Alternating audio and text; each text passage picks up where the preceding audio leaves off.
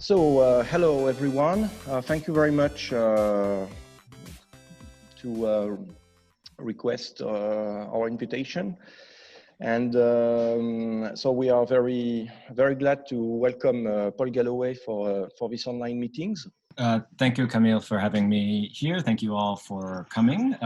It's a great pleasure. Video games are something we've been working on at the museum for about 15 years. I've been working very closely throughout that time with Paola Antonelli, our senior curator for design, on this project, and take very seriously. So I am the collection specialist for the architecture and design department. That means I oversee all collection related matters for everything from architecture to design. We have the archives of the German architect Mies van der Rohe. We have the archive of the American architect Frank Lloyd Wright. We have works by Le Corbusier. We have cars. We have graphic design. We have a really broad range of materials within our collection at MoMA. But I think video games are some of the most fascinating and rewarding, and I've taken a particular interest in them and have been involved in the entire process. So it's something that we're always really happy to engage with people about and to speak about. And I have a short presentation that I would, just to kind of give some background as to why MoMA got into this, what we've been doing, and then I really would love to open it up for a conversation because there's so many people in here that have been working in video games and in art and this kind of cultural sphere that I would love to hear from and pose some questions to. So I'll keep my remarks short, and then I'd really love to hear from a bunch of you. So Camille, if it's okay, I'll go ahead and share my screen again. All right, so hopefully everybody is seeing this little slide here of the Museum of Modern Art. Yep. Sorry, I would like to add that if anyone would like to ask questions during the talk, please you can write it in the chat box. And as you told me, like maybe later on, like if anyone would like to ask questions, please don't hesitate.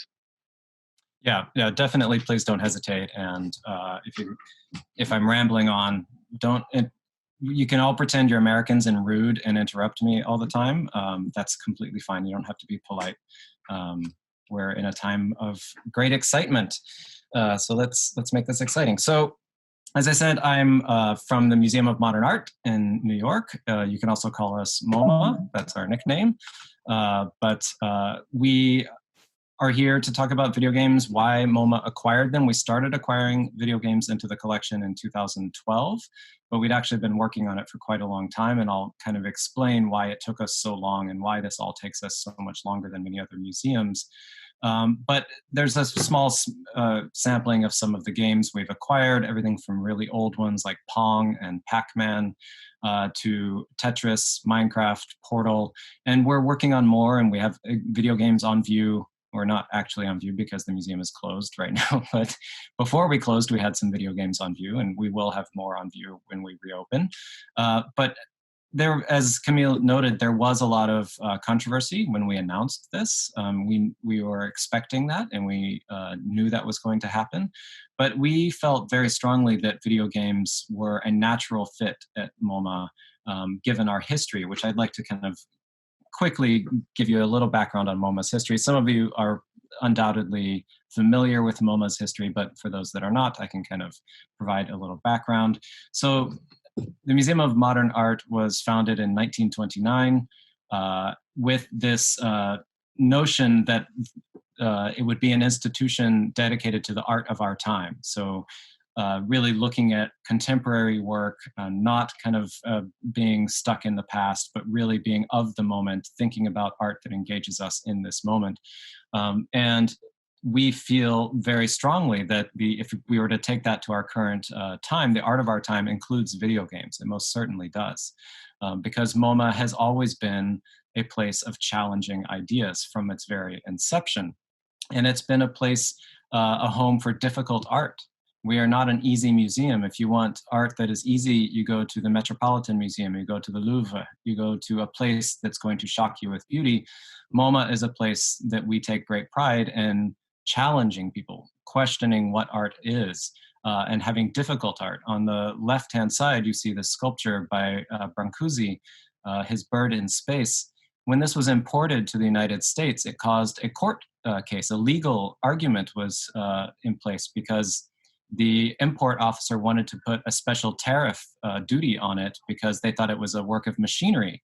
And the people importing it thought, no, this is an artwork. So it actually went to a legal case to, under US law, define what is art. So this is in our collection.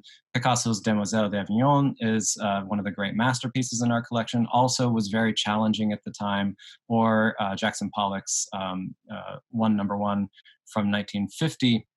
All of these works, when they came out, were challenged as art. How could this be art? So we have, from the very beginning, championed things that people did not want to call art. And then we get some that Camille mentioned Duchamp earlier. So he's one that, when I teach art to my students, is always very challenging to get around. The ready-made or the machine-aided is something that's an ultimate challenge to this question of what is art, right? And so we love grappling and struggling with this question of what art is.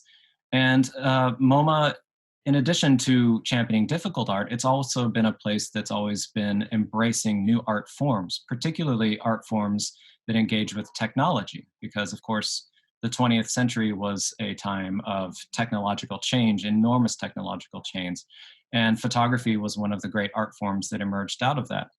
MoMA was the first art museum in the world to have a photography department and to exhibit artwork, photography as artwork.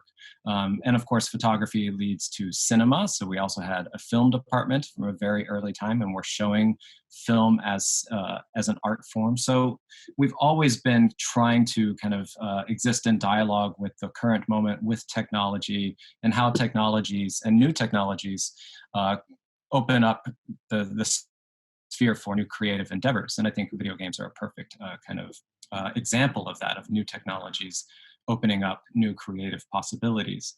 So also, as a part of this early history, MoMA embraced this multidisciplinary approach to creativity. So we weren't just paintings and sculptures, we also had photography and cinema and design and architecture as well. So there was this vision that we would represent and champion all forms of creative endeavors.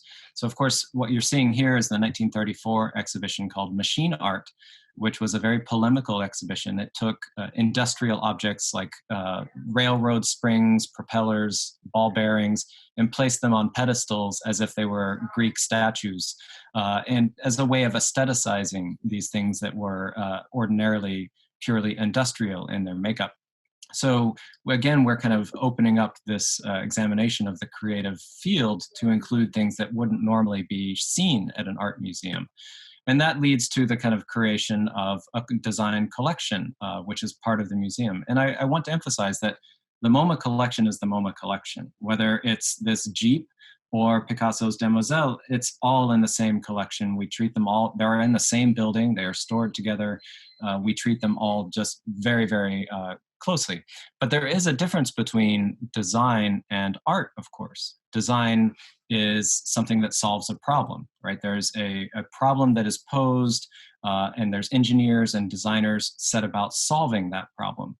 And one of the great problems of the 20th century was helping people interact with machines, right? We went from, in 1900, interacting with only a small number of very simple machines to the year 2000 and 2020, machines, incredibly complicated machines, are a daily part of our life. So the job of a designer is to facilitate that. So when you look at things like a radio or a telephone, a designer is really doing the task of helping us understand physically how to work with these machines, but also kind of to help the machine do its job as well. So of course, the most complicated machine of all would be the computer, which we are all familiar with now. But if you can remember to an earlier era, some of you are old enough to remember when cell phones were not colorful screens. Some of you are probably too young for that. But computers were very, very complicated machines. And you typically, in the early period, the 60s and the 70s, only highly trained technicians or engineers or computer scientists were working with them. So this is where we get the kind of rise of what we call interaction design, which is a field that looks at how to facilitate this interaction between the human and the machine, in particular the computer. So you get the rise of the graphic user interface, You get the simple things like an ATM machine or a cell phone. How the buttons feel and interact with the software is something that's an enormous problem and challenge. So of course, this we feel like is the obvious DNA for video games, right? Again, interacting with the machine in the digital space, and the interaction designer kind of shapes this space and shapes the tools both on the screen and what is in your hands. So Space War, the 1962 video game, which kind of started this entire field, was a really fascinating example, but it was also a very limited example because only a small number of machines in the world could run this game when it came out. Only a small number of people could actually play it or even remembered playing it. So it was really a rarefied thing. But that starts to change when we get to the rise of home computing and home video game play. And the first one of these would be the Magnavox Odyssey, which was the first home video game system in the United States. It was a commercial failure. It didn't really work. And calling it a video game system is very generous. This is an extremely primitive object. And if you were to play it, and I have played it, we actually turned this thing on and played it. It feels very, very an exaggeration to call it a video game at all, but it is still the first attempt to bring this video game experience to the home, to people. My cat is joining us. So the video, yes, MoMA. The video game experience kind of then goes into arcades with Pong and then Pac-Man, and then very much into the home when we get to the rise of really immersive first-person shooter games. And my favorite of the first-person shooter games is the game Portal. All of this kind of progression from the highly rarefied computer lab to the video game arcade of the 1980s to video gaming from your home, we see this kind of further and further kind of tying to our domestic lives of video games. And I find it relative, you're looking at a slide of Dwarf Fortress, which is one of the games in our collection. So I think it's relatively straightforward to argue that video games are an important branch of design. And if MoMA has a design collection, then they obviously belong at MoMA. But I'd like to go a step further and argue that modern video games should also be appreciated in the same way as art. That you should be able to approach and discuss and examine video games with the same critical eye and intellectual framework that you would approach a painting. I think Tarn and Zach Adams' Dwarf Fortress is a masterpiece, and it's bizarre, and it's doing a lot of things that I would argue a great artwork would do. And we can look at some very simple ones. Most people wouldn't apply an intellectual framework to Space Invaders, but even if Tomohiro Nishikado, the creator of Space Invaders, didn't set out to make art when he created Space Invaders, the net impact or the effect is just as powerful as if he had.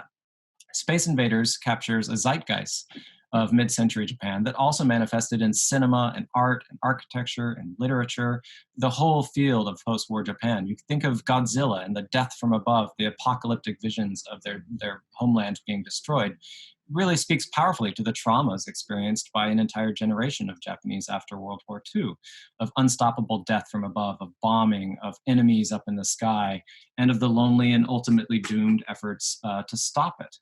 So Space Invaders seems on its surface like a very simple game, but I think there's a lot of subtext that you can read into it. And obviously it spoke to the Japanese people. It caused such a runaway success that there was a national banking crisis because the 100 yen coin that you used to play the arcade machine, there were so many out of circulation because everybody was playing the Space Invaders game that it caused a banking crisis in the country of Japan. So Space Invaders speaks to trauma. It speaks to war and destruction in the same way that I think you could say Picasso's Guernica, which was at MoMA for a very long time until it finally went to Spain. Guernica's doing the same thing, bombings from above, death from above. These are two artworks that I find very much cousins of each other. Likewise with The Sims, right, which in my mind speaks to the anxieties of the modern world and looking for connections with each other. You look at the German expressionists of the early 20th century, there was the same kind of discomfort, the anxiety of modern life, the urban sphere, how do we connect and disconnect from each other, the disjunctures that occur because of the modern world. And I think games truly do belong in this broader cultural discussion, both looking backward and looking forward and at our current moment, because the walls of between what we call games and design and art are all getting fuzzier and falling away. Just as what we call art is constantly expanding, so too is the definition of video game getting fuzzier and stranger every day. And with the barriers to entry much lower today than they were historically, we are seeing a wealth of weird and wonderful works emerging. Artists making games, game designers making art, game designers looking back at their own history and incorporating themes and aesthetics from the past, as we see in Minecraft and the kind of rise of this pixel art look that has become such a popular thing. And I think the medium, especially in the last 10 years, is reaching maturity. And with that maturity, we're seeing a broad range of fascinating new explorations, everything from strong narrative elements in games to compelling aesthetic experiences. Here we're seeing the Stanley Parable from 2013, this amazing use of the Half-Life source code to create this incredibly compelling, immersive narrative experience that Davey Radin put together in this incredible game, or Lucas Pope's Papers, Please, which is the most unfun game you can imagine. You are put in the position of being a border control agent in a city that's meant to echo Cold War Berlin. So you're having to approve people for entry or disapprove them for entry. It's a very inhuman and dehumanizing experience. And it's kind of hard to call this a game. How is this fun? Or games that invite us to explore a sensory experience, like Genovich and that game company's game Flower, or their more recent one, Journey. I think are very sensual experiences that really break apart this mold of what a game is supposed to be. There's not even necessarily a problem to solve. There's no bad guy to defeat. It starts to break that apart.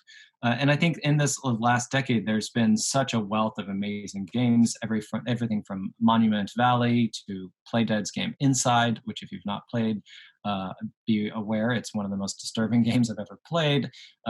Very recent games like Return of the Obra Dinn, also from Lucas Pope, or on the lower right, we're looking at Bennett Foddy's Getting Over It, which is the most annoying game I've ever played in my life, and I can't stop playing it. I find it fascinating. Or we can even start to get into these tricky discussions of what happens, what do we call it when an artist makes a video game? The first game acquired by MoMA was actually not by the design department. It was by our media and performance art department. And it's a work by a Chinese artist, Fang Mengbo, and it's called Long March Restart. And he created a video game based on those Konami Contra games from the 1980s and early 1990s, in which you are a soldier in the Cultural Revolution, doing Mao's famous Long March, and you're fighting the capitalists who are throwing exploding Coke cans and other symbols of capitalism and market economies. And you have an Xbox game controller, and you're walking through this room surrounded by the game, and you're kind of immersed in it. So do we call it art if an artist makes a video game? Where do we kind of apply these labels to these things? And I think there are certainly many who will never accept video games as a form of artistic expression. We definitely saw this in the critical reaction to our announcement of video games. And I absolutely understand that. We can certainly understand that, because most video games, the vast majority of video games, are terrible. They're not very good, they're not very creative, but there are some great masterpieces among there. I think the same thing can be said of cinema. The vast majority of movies are terrible, but there are some artistic works of cinema easy to make. But also, video games are very hard to make.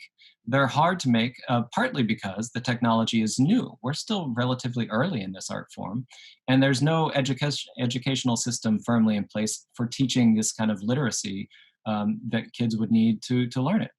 Every school child across the world learns how to paint. They learn how to sculpt with clay. They make art. But most children don't go on to become artists. But they do still have the kind of literacy and the skills of these learning the art techniques from this beginning to help them understand art a little bit better. What would happen if we started teaching the tools of digital creativity from an early age as well? What if these tools were just as familiar as crayons and paint and clay? What kind of art would we see? What would these younger people think about video games? Probably none of them even question the idea of video games being art. I think we're really starting to find out, because this has been going on for quite a while. And we're seeing a new generation of designers continuing to push game design in really fascinating directions. And I'd like to, just as I kind of finish this part, I'd like to continue on a personal note, and that is the strong desire that we have to honor the pioneers of this field. So on this slide, you see on the left our curator Paola Antonelli, and who's been this great kind of force leading the video game acquisitions and exhibitions at the museum. And I'm curious if anybody in this room knows who she is standing with. I'll tell you. This is Alan Alcorn, one of the founders of the video game company Atari. He was extremely happy. He flew all the way out to New York to see his work on view. He couldn't believe that we had acquired his work, and it was just down the hall from Van Gogh's Starry Night. Here we have Alexei Pajitnov, the creator of Tetris. He came all the way from Hawaii because he wanted to see his tiny little screen of Tetris on the wall in the museum. He was really honored. Or Tomohiro Nishikado, the creator of Space Invaders, came from Tokyo because he wanted to see Space Invaders on view at the museum. Some kids were very excited to meet him, so they took a selfie with him. Or Ralph Baer, the creator of the Magnavox Odyssey, the first home video game system. We worked with him very fortunately just before his death. These people, Alan Alcorn, Pajitnov, Nishikado, Ralph Baer, they represent an entire generation of pioneers, brave engineers and designers who, without meaning to, created works that wildly reshaped the world. And we feel very strongly that these stories must not be lost. Current game designers should know these names. The name of Tomohiro Nishikado should be just as well known as the name Picasso. I feel very strongly like that. Ralph Baer should be a name that everybody knows. And we feel very strongly that these are voices that need to be amplified, and that people need to know these names of their forebears. So art is the story of the present interacting with the past and the rich dialogue that emerges between the two. Video games are an incredibly important part of the story, and we plan to continue integrating it into the larger narrative presented at MoMA, right? So we feel very strongly about this. We have games on view. We're working on more game acquisitions at this moment. So it is something that we feel very strongly, and it's not just the design department. There have been several exhibitions curated by collaborators from the photography department.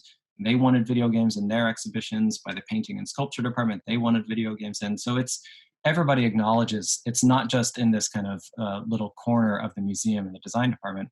We all agree that this should be very much just as familiar to see at the museum as an oil painting or a sculpture would be. So that's where I will stop there and keep going, because at this point, I think I raised a few pointed issues, right? So we acquired them as design, but I can tell you, even in just the last 7 or 8 years, there's an increasing interest from other museums, from within our own museum, and collaborating. We are certainly not the first museum to show video games. There's been many other museums to show video games. We knew that we have a very loud voice, and that if MoMA does something, it would bring a lot of attention to it. So that was partly our goal, was to bring a lot of attention to this, and to try to really focus people on what we felt was an important conversation to be had. And so I'm curious to hear from other people with an institutional perspective, from people in the European sphere, your thoughts on this. Camille, I'd love to just kind of open it up for any kind of questions anybody has. So I would have a few questions, but first I have to solve the situation, because we have people. We are in the museum currently, and thankfully people are coming. But like exactly at that moment, and they are playing on Crazy Taxi on the arcade, and it's making so much noise that it will be. Do you hear the sound from the back or not? It's not so crazy as you think. Yes, it's possible. I can talk. Okay. Yes, definitely. We talk. Thank you very much. Very interesting. So we started when with Andres the museum. We talked also about that with Andreas. There is one point that actually is. We try to focus on with Andres is the idea of the museum came with the idea that people don't have a nostalgia from a game, but have the nostalgia of the context where they were playing the game.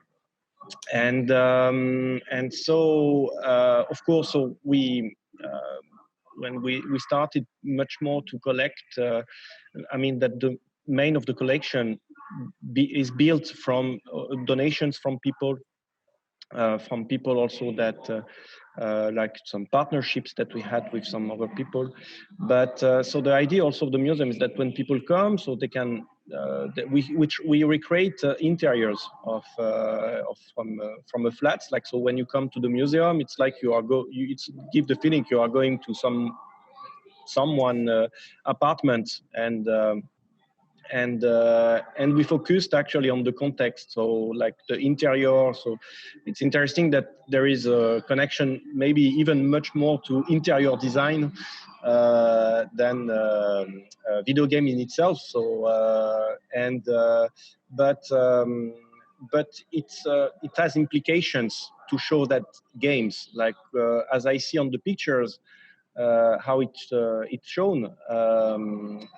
It's on the MoMA developed a specific protocol to show the games. And are you focusing more on I would say, the architecture of the game, or are you focusing on the idea to conserve like the game itself? So to have maybe the machine, the hardware and the software somewhere, and to have like the program or the software, like, because it's possible to copy that machines, like Emulate. Yeah, emulate the machine for exhibitions. And yes, so what is your position in front of that? And sorry, it's a very long question, as I told you before, in which what kind of problematics you will face as having this kind of because like it needs maybe later on to be repaired, restored, and yes, how the museum is facing these problematics. Yeah, that's a great question. And for those of you who didn't notice, I'll share my screen again and sort of look at this kind of moment that he's talking about. So here you see he's referencing the kind of MoMA style that we developed for several exhibitions, which was to hide all of the machinery. There's no arcade cabinets, there's no consoles visible, everything is hidden inside the wall. So all you see is the wall. So it was very much meant to look like a painting on the wall. This was a very deliberate choice on our part.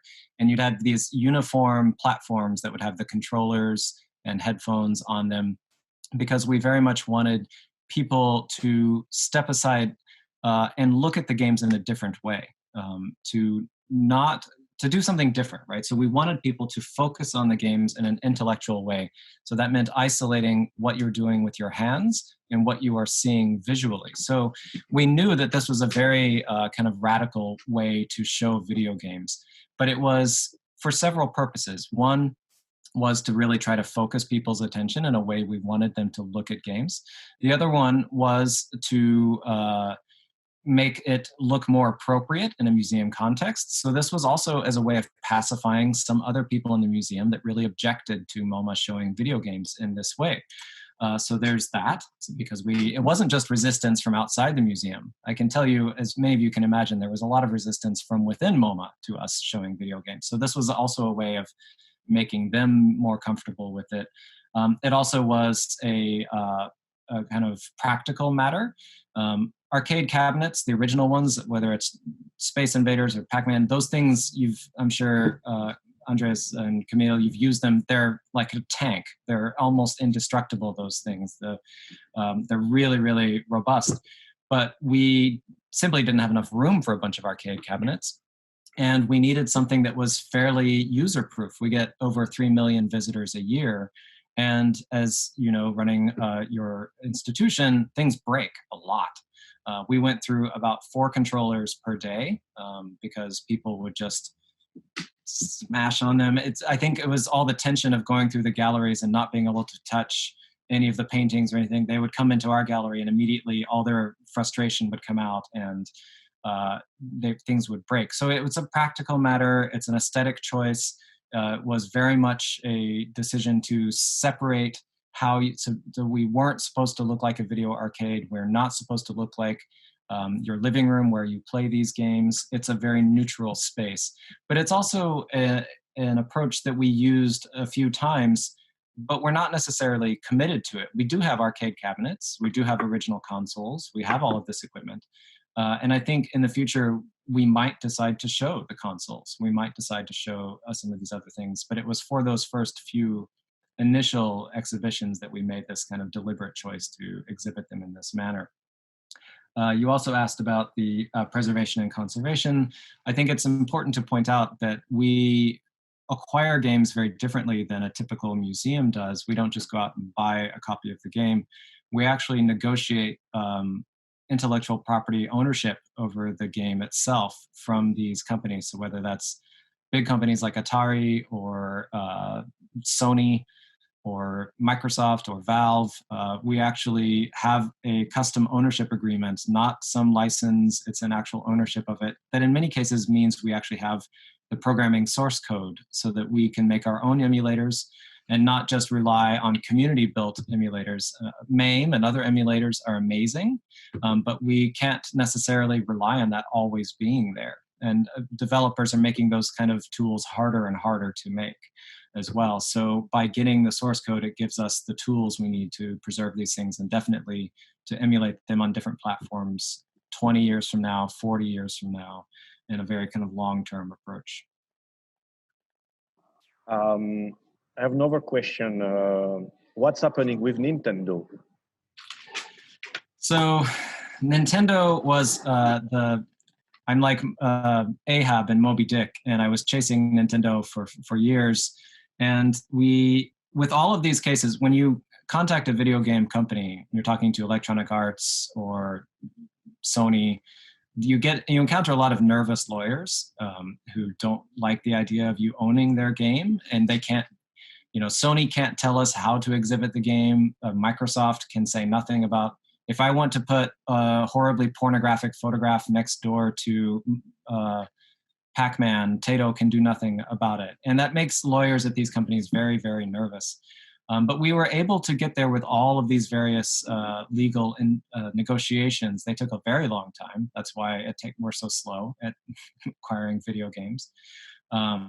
And we thought we were getting there with Nintendo. We actually had Shigeru Miyamoto, the great game creator, was on our side and was advocating for us. But if you've ever encountered a lawyer from Japan, they are a special breed, and the lawyers from Nintendo were particularly fierce. Eventually, we just couldn't make the agreement work, so there's no Nintendo games. It's very heartbreaking.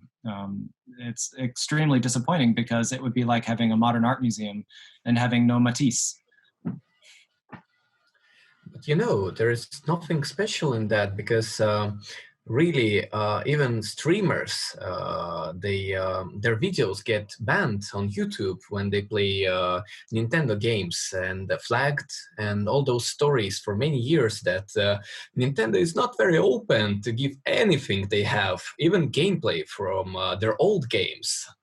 No, they've always been very restrictive. And the only company I've encountered, because we've acquired other software, we have digital fonts that we've negotiated with other companies. So it's not only video games. And so I've dealt with Microsoft, I've dealt with Apple, but we also have no Apple stuff. So the only one that was as difficult as Nintendo is Apple. So we tried to acquire the original system fonts and icons from Apple. And we got through, we got through all of the people in Apple, and eventually they just said, okay, we have to get Steve Jobs to sign off on this. And Steve Jobs said no. So no Apple fonts in MoMA's collection either. So Apple and Nintendo.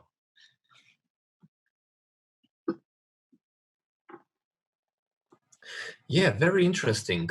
So all this style and everything, I was wondering how many approximately people visit the museum and touch those games each day? It varies.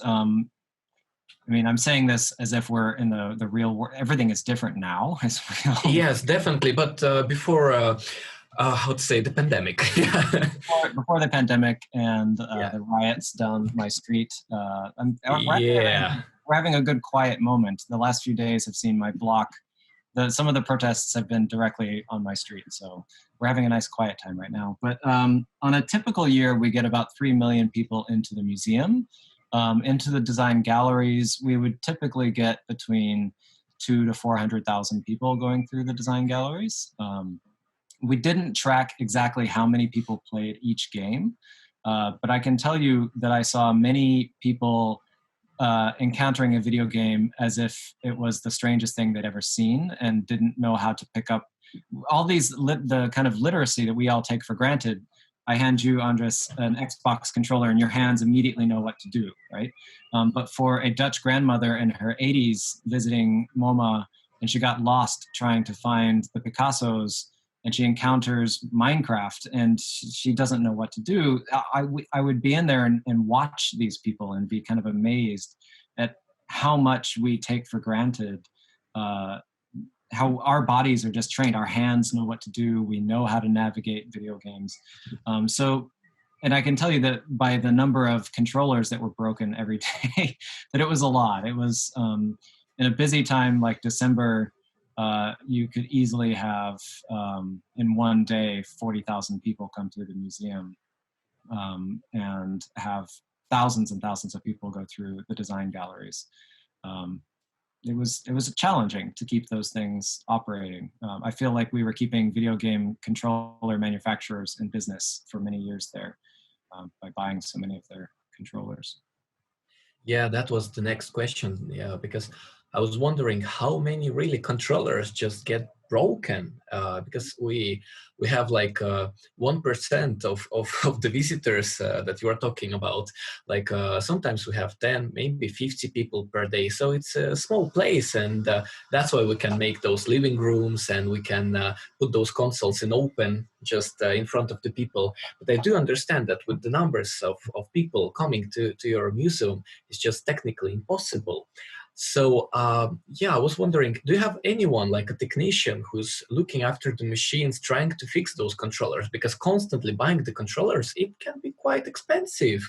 Like the old machines, those controllers, you cannot really find them. How do you work with that? Do you buy some Chinese controllers or you rebuild them? For me, it's very interesting because that's the main problem I'm working with each day. When Atari controller gets broken, I'm trying to fix it with all my passion, but sometimes it's not working out. And then I have to go to eBay, order some crazy controller from somewhere, then it comes and it's not working and I'm fixing it again. So yeah, those stories.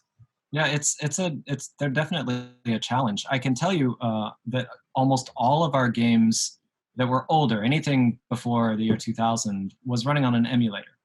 And actually, it was the game manufacturers themselves who told us to run them on emulators. So Taito, Atari, they all said, don't bother with the old PCBs, just run it on MAME. So I found that very shocking to hear Taito and Namco Bandai and these other companies just saying, oh, just use MAME. So they were just run on little mini PCs or Arduinos, and we were using the cheap Chinese controllers, which, if I'm sure you're familiar with, if you use one of those reproduction Atari controllers versus a vintage Atari controller from the 1980s, those vintage ones were made with much more robust and strong materials, and they could they could take a lot of abuse, whereas these current cheap Chinese knockoffs break and like that. They're so fragile. So you went through a lot. And we do have a staff of conservators and audiovisual people that were on call to constantly be running in there with another one. But that's one of the beauties of emulation, is it's just a USB. So you just unplug the USB controller and plug a new one in, and then you're good to go. So it's fine. So the emulation makes a lot of things much, much simpler to do. But it did feel wasteful, right? You would just have this giant bin of broken controllers. Well, that was this week's controllers that we went through, and we have to have another one. We have a question. So Camille, should we? I just wanted to say something that here I see that we are coming to some technical questions, which is interesting also. But I would say that most of our audience is also mainly from art school. So I would like to say that just that if you have any questions which is not specifically related to controllers or don't hesitate to ask the question. So here we have someone. What makes a video game worthy of adding to MoMA's collection? I understand why. Do you see the question, Paul? I do. So I can read it. Yes, so. Okay. I understand why historically many games like Pac-Man and Space Invaders, etc., get in there, but I believe that selecting newer games, I'm guessing this meant newer games, can be challenging. It is very challenging, and that's why we haven't acquired a game in 4 years, because we've been deeply researching and meeting with designers and kind of really trying to focus on where video games have gone, because in the last 10 years, it's gotten incredible. There are so many more platforms, so many more independent game studios than there used to be. Because the barriers of entry are small. In the 1980s or 90s, you had to be a big company to make a video game. Whereas now you can have a small team and put together some incredible stuff. So I've spent the last several years going to Gamescom, going to GDC in San Francisco, going to video game programs at colleges and meeting with independent designers. We've also been collaborating with other art museums. The Victoria and Albert Museum in London did an amazing exhibition on video games last year. So we go about the newer video games in the same way that we would go about acquiring any contemporary artwork. You meet with creators, you go to their studios, you talk to them, you talk to other colleagues in the museum, and you start to kind of refine where you want. So actually, the next round of acquisitions we'll be doing are all games from 2010 on. So we're really, because the first group we did sort of ended with Minecraft, right? And that's an old game at this point. So we really wanted to now focus on the present moment. So you'll see some that are very famous games, some that you've probably never heard of. But it is a challenge, and a game needs to both be aesthetically interesting, conceptually challenging, doing something unique, and it needs to feel when you play it like a masterpiece. And I think some of those ones I pointed out, like Monument Valley, I think is a masterpiece of a game. I think many of or Inside, Playdead's game Inside is, I think, a spectacularly moving and amazing game. Yes, here, we are talking about, so there you are collecting also games which are produced by pretty famous brand, famous companies, but also more independent games. I would almost say experimental games. Most of that games that you shown in the collection that you compared to some artworks from art history is I would say that what we could compare is mostly the choice to show that games then also how it's depicted from games to the relation with how the subject is took from a painting, but most of that artworks that are in the collection of the MoMA, I would say that most of them are not especially. That's why it makes the difference also fine arts and design. Most of that games, they are product it's something which is planned, it's part of a kind of economical process or economical protocol, and it has to solve also some situation of a technical situation of space, like a memory, a technical also reason of the machine itself, how to adapt the game to a specific controller, which is not exactly the same from a machine to another one, and so on and so on.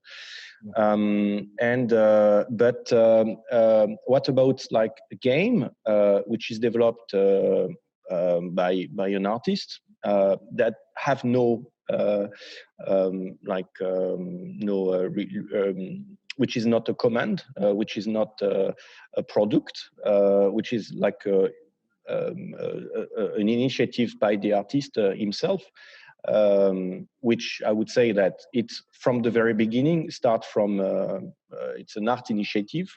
So it's not a product, it's an experiment, an experience, interactive experience. Is that game,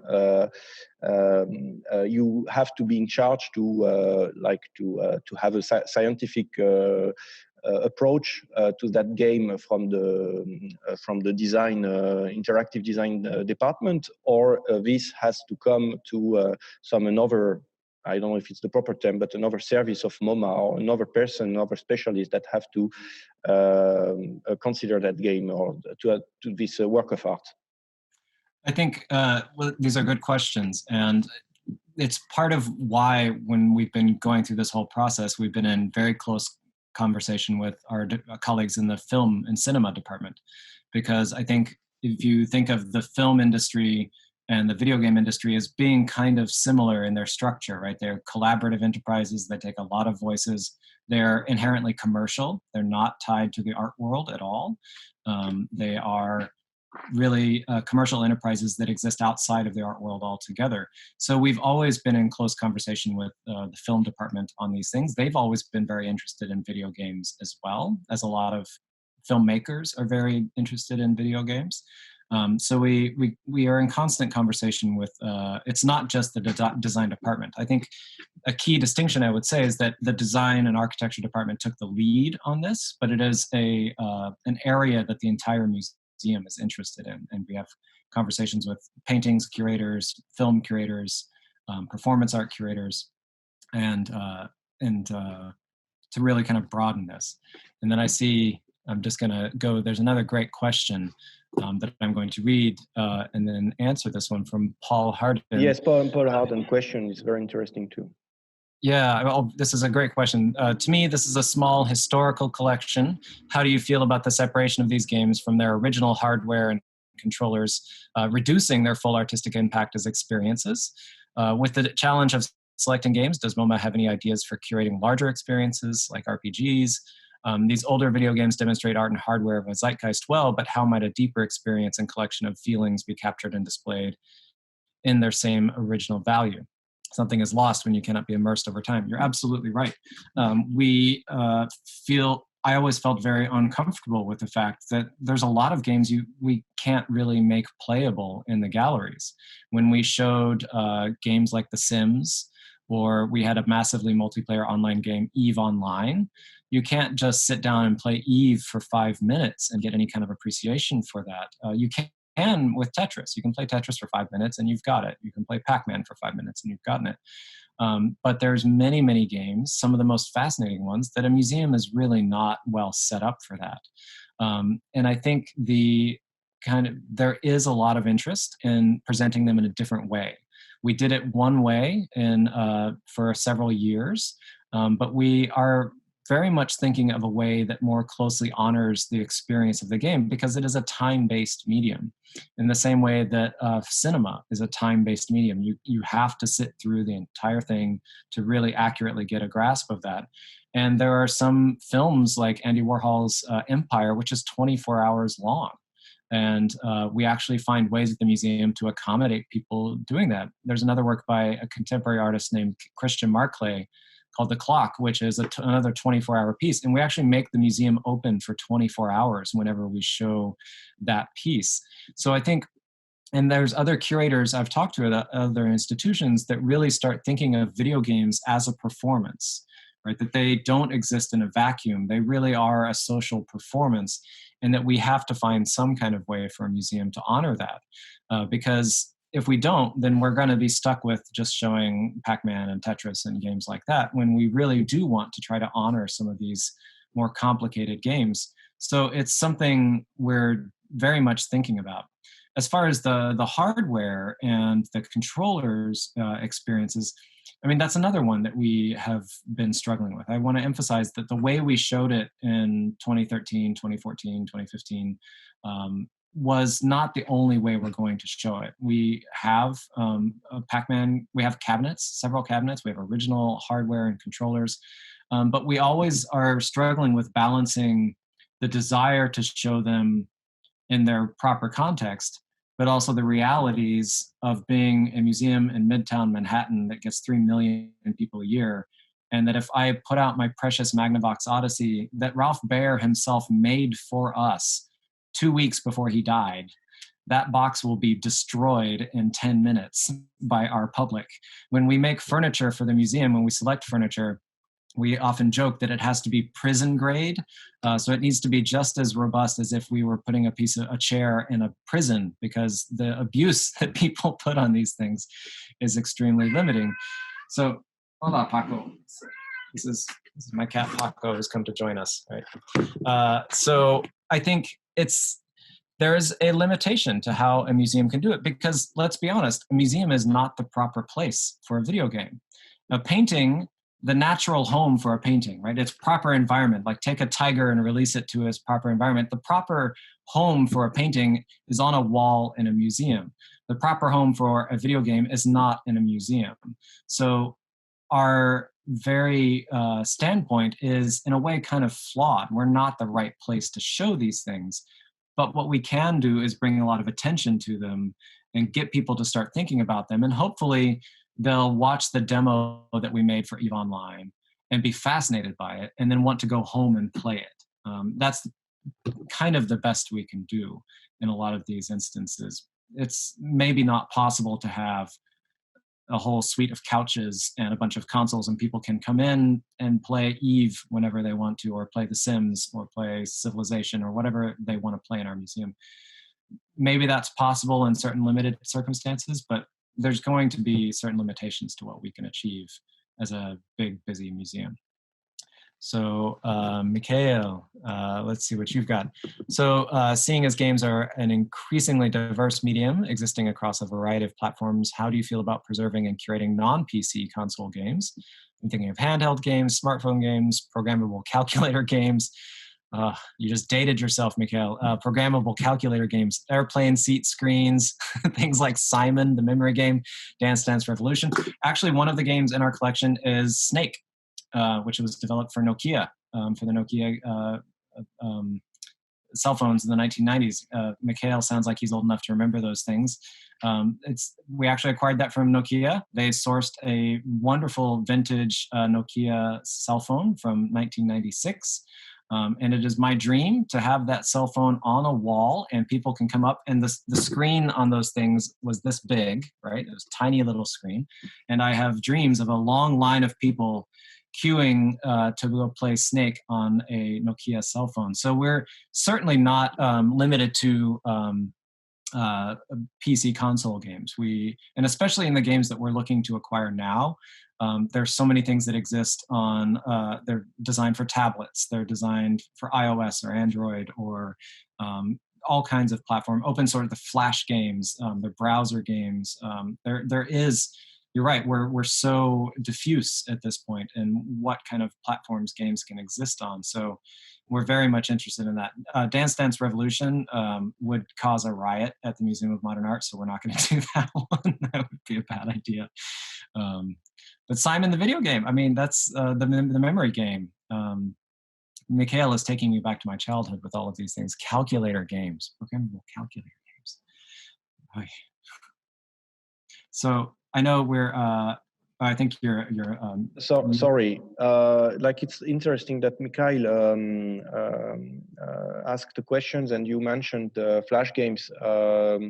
I don't know if I should talk about it, but like one of the side work of Mikhail is to archive Flash games. Like, he's currently researching on them. Maybe I'm wrong, but if you want to maybe to intervene about that, Mikhail, about that, or maybe it's out of topic. I went maybe too far. I wouldn't. Yeah. Oh, sorry. Can you hear me? Yes. Yeah. The thing is, I've not had the privilege of visiting MoMA, but I've been to several video game museums, like dedicated game museums, like the National Video Game Arcade in the UK, or the Nintendo-sponsored Ritsumeikan Archive in Kyoto, which is ironic. So in Kyoto, it's apparently fine to exhibit their game because that's where they are headquartered. But my concern has been with a lot of these museums and a lot of their collections, the selection process itself and the criteria that they're basing their selection on seems essentially to reinforce a certain bias as to what the classics are, right? So there's nobody questions at this point that we should preserve Pac-Man or we should preserve Space Invaders. These are the retro, the classics, the established things that everybody's nostalgic about. But that tends to overlook a lot of the lesser known stuff, and which doesn't have the same sort of visibility, doesn't have the same cultural clout, right? People don't really feel like it's such a terrible thing that, say, Flash is going away, right? The thousands and hundreds, you mentioned it yourself, like the entry barriers have been decreasing dramatically over the years. But a lot of these sort of lesser known titles are just, nobody really cares about them. And that's just a concern where that makes me wonder if people, that work in curation, that exhibit, that collect video games, have a sort of responsibility when it comes to shaping the collective memory of what games are and what they have been. And it's not much of a question, but I just wonder how you feel about this. No, it's an excellent question, and it's one that we struggle with quite a lot because on the one hand, we want to honor the entire story, and we have tried very hard to call out some independent voices. So Eric Chahi's Another World, which was an Amiga game, is not as well known. And that was one of the ones we acquired. Or Dwarf Fortress is another independently produced game. So there definitely are some that are not as well known. And I think the ones we're moving forward with to acquire are also a lot of very more independent games. I think, so we are reinforcing these kind of things. I mean, we're very nervous about creating a canon because that's not something we want to do. We want to say this is our perspective and we invite other perspectives. But the important thing to remember is that we are not a history museum. We're not there are, like in the United States, we have the Smithsonian Institution. That is a history museum. Their job is to give the broad overview of an entire history. We don't have every Picasso painting. We have what we think of as the greatest Picasso paintings, but we don't think of ourselves as a museum of Picasso and that would represent his entire oeuvre. I think, and the same thing would hold true with video games. We can't have every single one. What we would want to do is instead, by pointing out what we feel are the great achievements in video games, to entice people to look at the richer history of this place and to think of, beyond just the console games. And the 1980s is not just about Atari. It's also about all the incredible stuff done on the Mac or on the Amiga or on the Commodore 64, or there's this whole rich range or of homebrew and shareware and this incredible kind of rich stuff. But our resources are limited. We don't have the kind of bandwidth or capacity to engage with these discussions. That being said, we have had many conversations. Oh, there's the ambulance. So now here come the riots.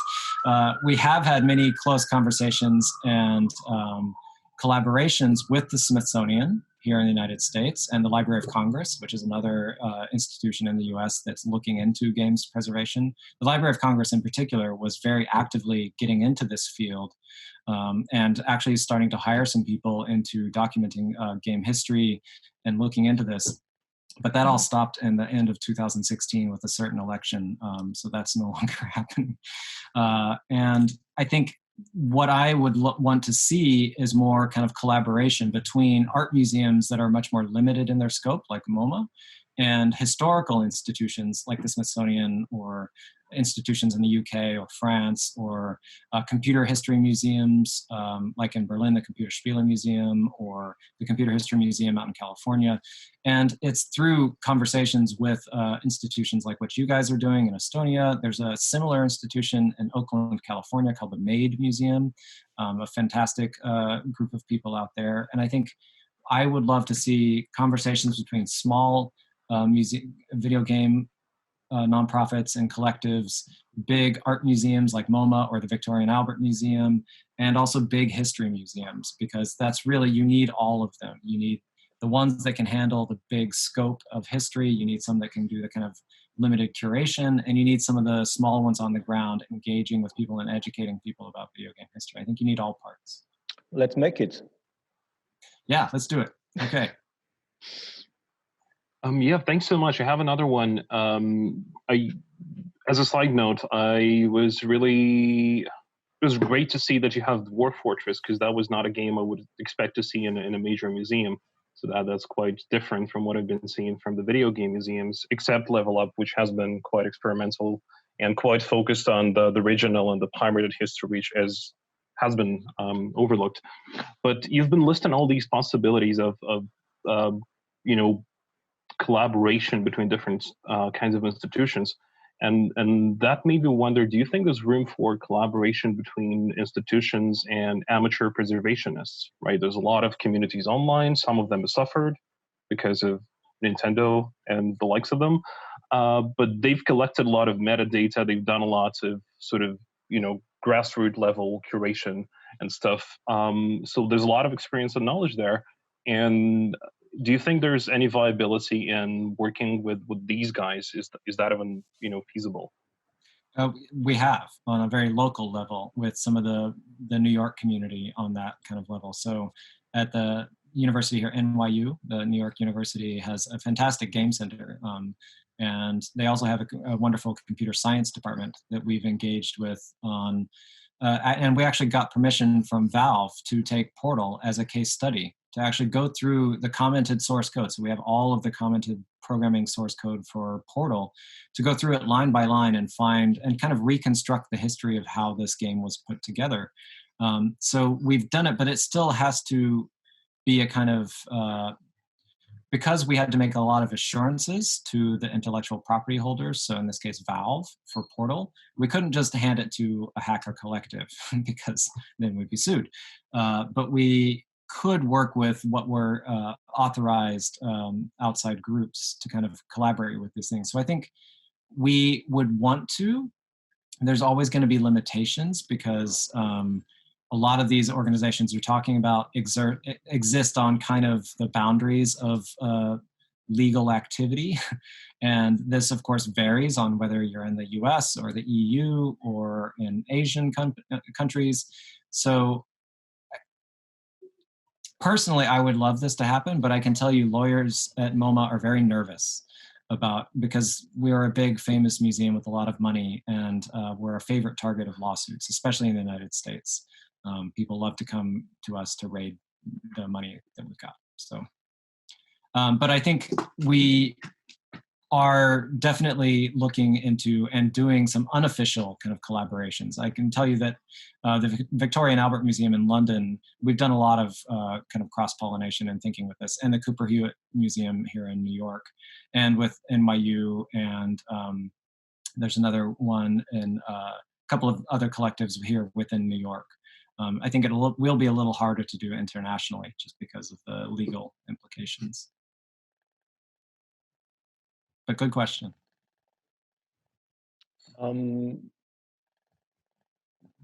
If there is no more question, is it because people are shy, or please don't hesitate? I have questions. I'm just calmly waiting. The first one is quite simple. What about box art? Were you thinking to showcase the box art? Because in 80s and 90s, some of those boxes were crazy, and the art there is quite unique. Yeah, I think packaging is something that can be quite interesting, especially because we're interested in graphic design.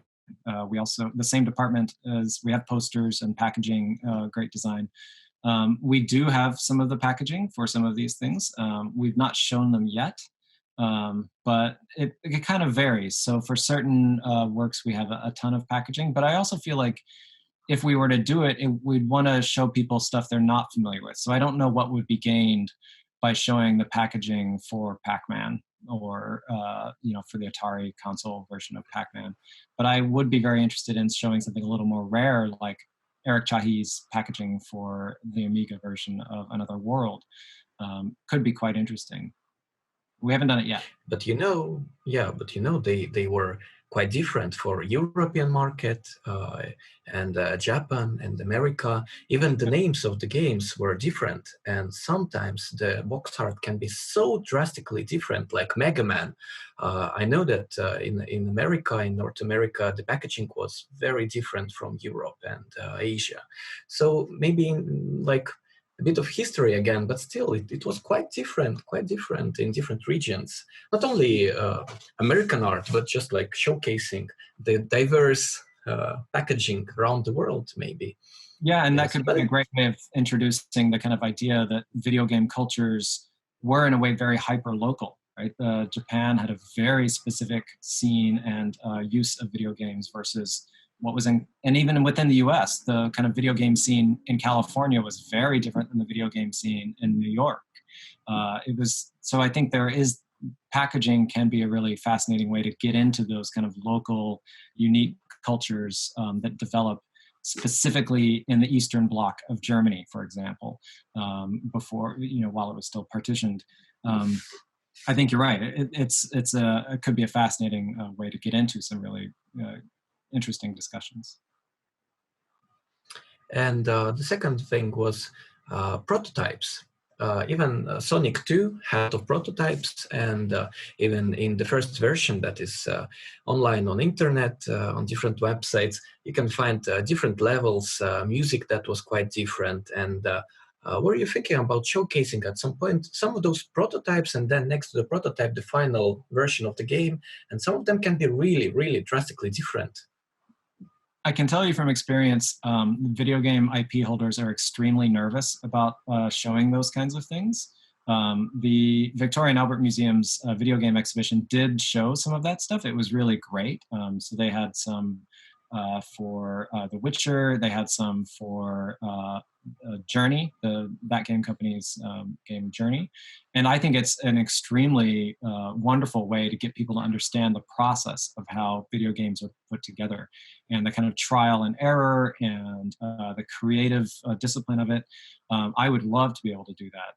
I'm amazed that they were able to get that access at the Victoria and Albert Museum, but they worked really, really hard with it. It's also in some cases a little bit easier in the EU to do that kind of stuff. In the US, where digital laws in the United States are idiotic, and so we are constrained by a lot of those rules here.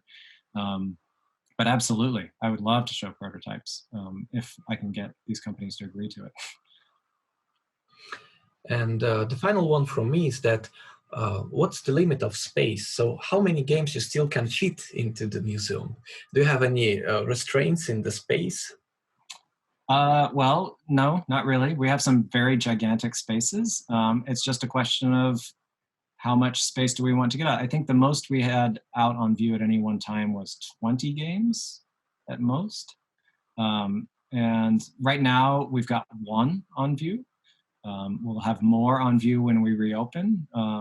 But it really, the game, the way we do it, the game needs to be part of an exhibition. The model we're moving toward is not to do any more video game shows. We don't want to do those anymore. What we want, because we don't do paintings shows, we don't do photography shows, we do shows of art.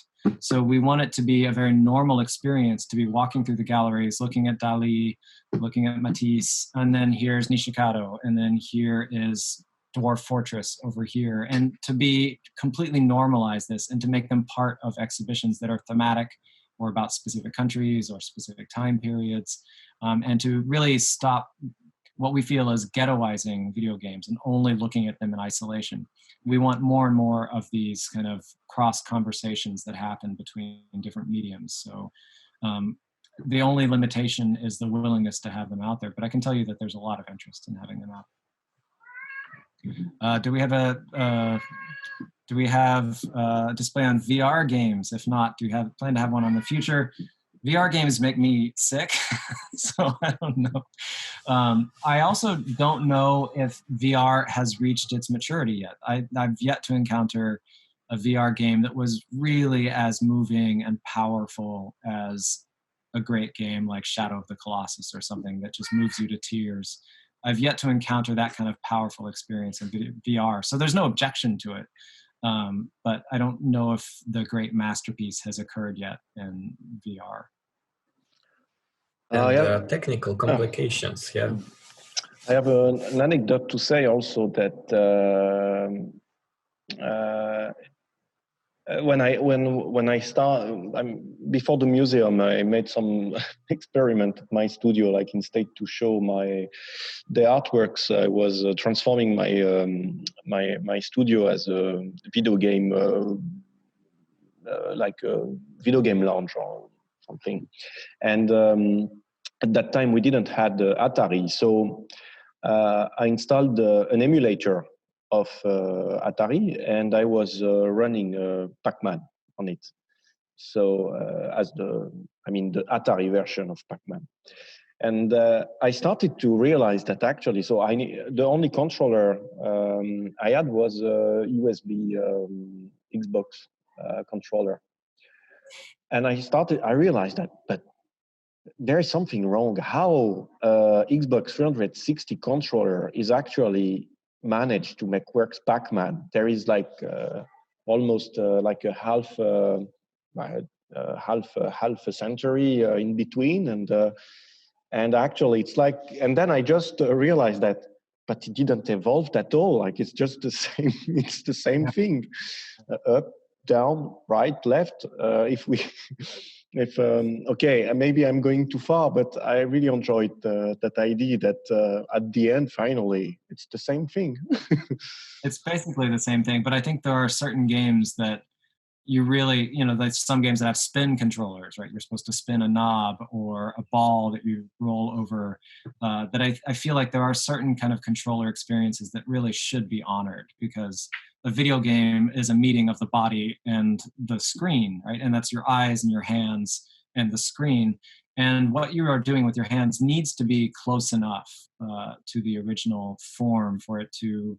So one of the games we showed was Tetris, which has a spinning, right? The controller is a spinning knob, and that's the kind of, and there's a button that you push. So we are very careful to make sure. I think it's very important to try to be as close as possible to the original tactile hand experience. I discovered recently. I've seen. It was a video on YouTube. I forgot which one exactly, but it was about the WarioWare on Game Boy Color, I think, or Game Boy Advanced. I forgot. And there was like how it is called, for the balance that there is in the phone. The accelerometer. The gyroscope. The gyroscope, yeah. Yes, in the cartridge. And that makes it's really like, I unfortunately never had the occasion to experiment it, but I'm very curious to see it, like the gyroscope included in the cartridge. That's it was very clever, because so you have the console in your hand, so you can turn the console actually. But Nintendo. There's just so many cases where we can't always get it exactly right. Like there are games that were on vector monitors, the ones that have the very specific kind of way of drawing lines on a screen. Mm-hmm. And when you play a game on a vector monitor, it doesn't look the same when you try to do it on an LCD. Yes, exactly. It's a fundamentally very, very different experience. But nobody makes vector monitors anymore, and the ones that exist are just slowly dying, and it's going to be something eventually lost. There is one a journalist, historian, Marc Terrien, as I understood, more specialized in PC Engine. And he wrote about the situation of like the